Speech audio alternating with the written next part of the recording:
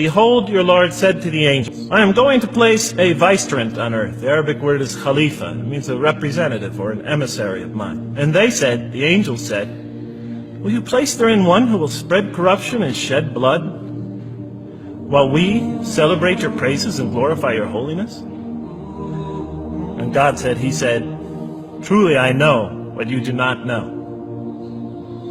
See, that's the verse that hooked me. That's the verse that caught my attention. That's the one that kept on making me read the story again and again and again. Because listen to the way it begins. Behold, your Lord said to the angels, I am going to place a representative of mine on earth, a vicegerent of mine, an emissary, one who acts on my behalf. I thought, that's not the way it goes. You're not supposed to be placing man on earth in some positive role. You place man on earth as a punishment for his sin.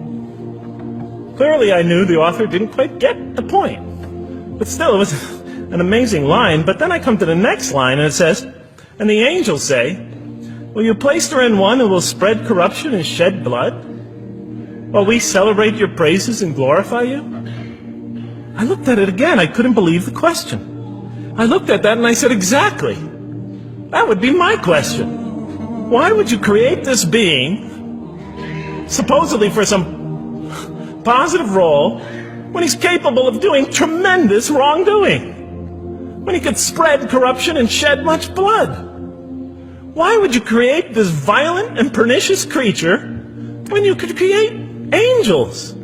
As the angels clearly say, well, we, the angels, celebrate your praises and glorify you.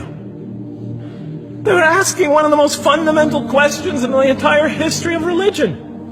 Why create you, man, this utterly fallible creature, this creature who could rebel against God's will, who could do such tremendous wrongdoing, who could wreak havoc like no other creature on earth, when you can make them angels? That whole question, everything that I ever thought, everything that I ever experienced, everything that I ever knew was in that question. It was as if the author took my life and wanted to pick out exactly the right question to humiliate me, to provoke me, to anger me. Why create man, this most destructive and violent creature, when you could make them angels? And then look at the answer. And he said, God said, truly I know what you do not know. You know, in modern parlance, we would say, I know exactly what I'm doing. I read that and said, what? You know what you do not know? You know exactly what you're doing? Well, please inform me. Tell me what you're doing. You can't just get off that easy. You can't just tell me you know exactly what you're doing. Not after what I've been through. Not after you made me this way. And then I realized, of course, I was arguing with a God I didn't even believe in. And that would happen several times as I read through the Quran. And sometimes I would just get into so agitated by what I read, I'd start arguing with this voice that I'm reading before me, that's calling to me. So we turn to the next verse. It turns out that the Quran just doesn't dismiss the question. It starts to answer it a little bit. And in the next verse it says, and he taught Adam, God taught Adam, the names of all things. And then he placed them before the angels and said, tell me their names if you are right. So this verse is clearly referring to the previous one. But notice what it says. And he taught Adam the names of all things. So here we see Adam is not only just a creature who knows how to name things, who's acquiring the gift of language, but he's also a learning creature. God is teaching him. Now right here, right in this verse, and it'll come even clearer in the subsequent verses, that the very first thing that the Quran is going to emphasize here is man's intellect. He is a learning creature. He is taught. And what is he taught? What is one of the great intellectual gifts he's given in response to the angel's question? The gift of language. Because through language, mankind can not only learn, but he could learn things not only through his own experience, but he could learn things that other people have experienced of times and places that are hundreds, thousands of years and miles separated from him. And so that all our knowledge becomes cumulative. Every generation learning from the generation before it. I'm learning today from authors I read from other sides of the world that may have existed 2,000 years ago. And so we all contribute to our collective learning and knowledge. And so what I'll see later in the Quran, And the Quran will emphasize this again and again and again. Like in one verse it says, read in the name of your Lord who created a man out of a tiny creature that clings. Read, it commands the reader. For your Lord is most bountiful. Why is he most bountiful? What great gift did he give you? For he taught man the use of the pen, and through it taught him what he otherwise could not know. And he taught Adam the names of all things. And then he placed them before the angels and said, tell me their names if you are right. Okay, you have this objection you have this natural question about this creation of mankind. Here, this mankind is this human being, this human creature is a learning creature. He has many intellectual gifts. Here, I'm going to place these things before you. Tell me their names if you are right about man. And what did the angel say? Glory to you. We have no knowledge except what you have taught us. In truth, it is you who are knowing, the wise. They say this task, this intellectual test that's put before them is beyond their grasp. And so in the next verse we read, and he said, oh Adam, tell them their names. And when he had told them their names, notice how it's just like it's nothing for him. For mankind, he has this phenomenal ability. And that's clearly the point of these verses. Even though I felt that the author didn't quite, it was as if I realized that he didn't misunderstand the story.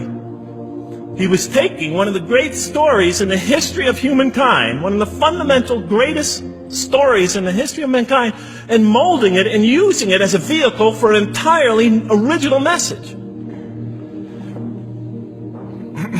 And God said, did I not tell you that I know what is unseen in the heavens and the earth? And I know what you reveal and what you conceal? In other words, didn't I tell you I know exactly what I'm doing? I looked at that. What question what did they reveal and what did they conceal? Why are you all looking at me like that? You're starting to scare me. You're all looking very serious. Am I losing you? Wow. Okay. So, they revealed the sinister and evil propensities of man. But what did their question conceal? All you have to do is think about it for a minute. Human beings, yes, they could do evil. Yes, they could do wrong. Yes, they could create misery. But they could also do exactly the opposite.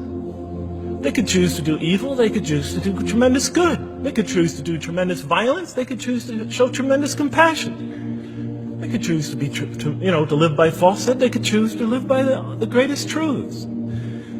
So we go on to the next verse. And behold, we said to the angels, bow down to Adam, and they bowed down. But not so Iblis. Iblis is like the father of Satan. He refused and was arrogant. He was of those who reject faith. An interesting statement. And notice why Iblis does not bow down. He refuses because he was arrogant.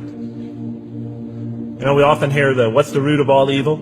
In the West, it's always money, greed, etc. Here the Quran says seems to be saying that the root of all evil is not always material wants. It's not always money, it's not always greed. At the heart of evil is arrogance. Putting yourself above all others. Of assigning to yourself special priority and neglecting the rights of others. O Adam, dwell you and your spouse in the garden, and eat freely thereof what you wish. But come not near this tree, for you will be among the wrongdoers. Then they make the mistake. But Satan caused them to slip and expelled them from the state in which they were. And we said, go all you down, some of you being enemies of others, will be adversaries of others. Some of you will be adversaries of each other, and on earth will be your dwelling place and provision for a time. Let's go back from where we started. First, mankind is being taught. We see he's an intellectual being. Then we show he's a moral being. Moral being means he's a being that's going to have to make choices. And then God gives him this choice. It's not a huge deal. It's not the gravest sin in the history of humanity by any means. It's minor by any standards. They make it, though. We see that God originally intended to put man on earth as his vicegerent. When does God finally put him on earth? What signals that he's ready to begin? He makes his first independent choice. It's not the worst deed in the history of humanity. It's minor on anybody's scale. But it shows that mankind is ready to act on his own.